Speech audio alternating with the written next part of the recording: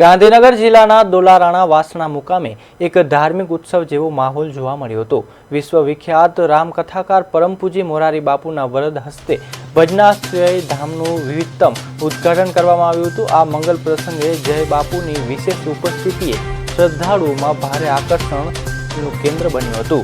બાપુના દર્શન અને આશીર્વાદ મેળવવા માટે મોટી સંખ્યામાં ભક્તો ઉમટી પડ્યા હતા। ઉદ્ઘાટન બાદ તમામ ભાવિ ભક્તો માટે મહાપ્રસાદની સુંદર વ્યવસ્થા કરવામાં આવી હતી। આ ઉત્સવના ભાગરૂપે રાત્રે 8 થી 12 વાગ્યા સુધી ભવ્ય ભજન સંધ્યા યોજાશે, જેમાં સુપ્રસિદ્ધ ભજનીક જયશ્રીદાસ માતાજી ભક્તિની રમઝટ બોલાવશે। આ નવનિર્મિત ધામના લોકાર્પણથી સમગ્ર પથકમાં ભક્તિમય અને ઉત્સાહભર્યું વાતાવરણ છવાયું છે।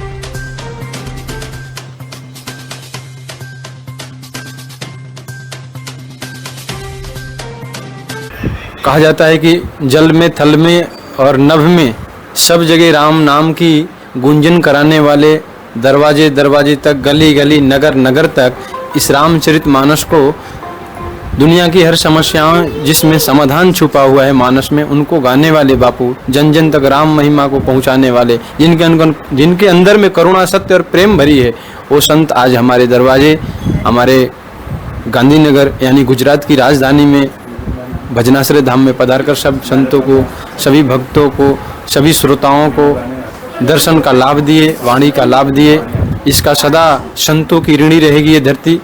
અને ભજનાશ્રમમાં, ભજનાશ્રય ધામમાં જય બાપુના આશ્રમમાં તો બધાએ ખૂબ બાપુના સત્સંગનો, દર્શનનો લાભ લીધો। ભોજન પ્રસાદ બધાએ ખૂબ આનંદથી કર્યા અને આજે રાતે ભજન છે એનો પણ બધાએ લાભ લેવાના છે, તો બધાએ લાભ લેજો અને લેવા આવજો। દોલારાણા વાસણા ગામમાં ભજનાશ્રમ ઉદ્ઘાટન થયું છે। આશ્રમનું મોરારી બાપુ આવેલા, જય બાપુના સાનિધ્યમાં આ બધું કાર્યક્રમ થયો અને જેણે પણ આ કાર્યક્રમ થવા માટે જ્યાં જ્યાં પણ નિમિત્ત બન્યા એ સર્વની ઉપર પરમ કૃપાળુ પરમાત્માની સદાય કૃપા બનેલી રહે એવી અમારી શુભભાવના, શુભકામના છે। ઓમ શાંતિ। પાવન પગલાં પાડવા માટે ભજનની રીતે જમીન પવિત્ર થવા માટે એ સંતની જ પુકાર હોય છે।